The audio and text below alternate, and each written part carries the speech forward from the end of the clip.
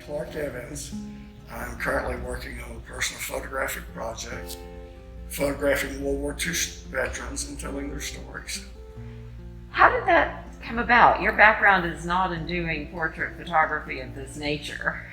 That'd be true. Actually, I was the Spurs team photographer when I started this about 5 or 6 years ago. And I started a project photographing Marines. I was in the Marine Corps myself. And so I photographed a number of Marines around the San Antonio area. Met a gentleman, a retired lieutenant colonel, who lived just east of Barney, and photographed him. And he invited me to a breakfast at Denny's in Barney for World War II veterans, and a couple of other Marines went along just to be there and eat breakfast with him once a month, every Monday.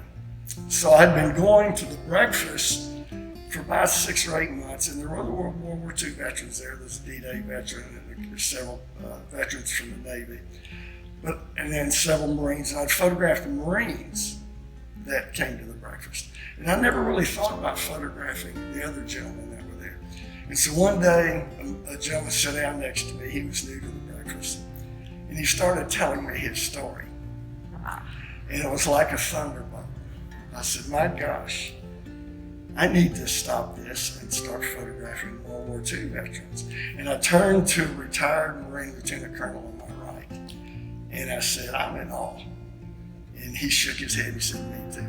The gentleman that sat down next to me and told me his story was Dick Cole, who was Jimmy Doolittle's co-pilot in the raid on Tokyo in April of 1942.